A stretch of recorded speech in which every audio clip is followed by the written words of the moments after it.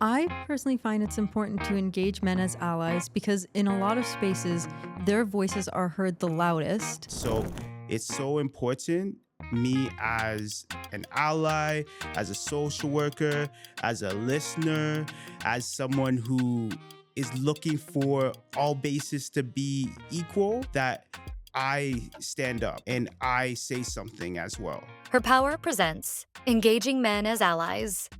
Research shows that majority of decision makers within the workplace are males.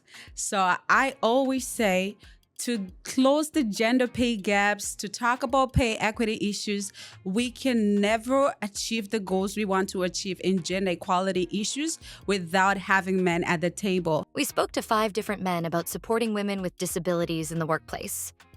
This is what they had to say. Leadership notices who is missing from the room and asks why. It is about leaning back so someone else can lean in. It is about using the influence we have to back women who are underestimated far too often. We all have a responsibility to create spaces where women with varying abilities are supported, heard, and valued as leaders. Women are vital in the workplace and vital to be part of a lot of gender issues, but over history we've seen disproportionately women having significant inequities, and men are often the cause of those inequities. And so if men created the problem, they also need to be part of the solution. Because real empowerment starts with action.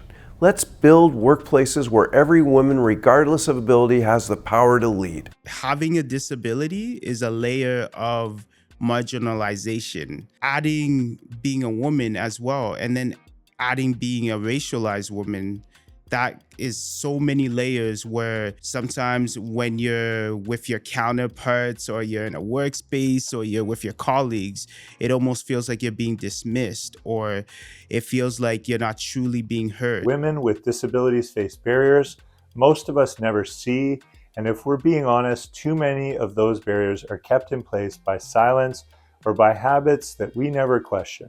I think engaging men as allies is very important because more doors open when we have everybody at the table, especially when we're talking about gender equality issues. I want to encourage everyone to take that step. Be intentional.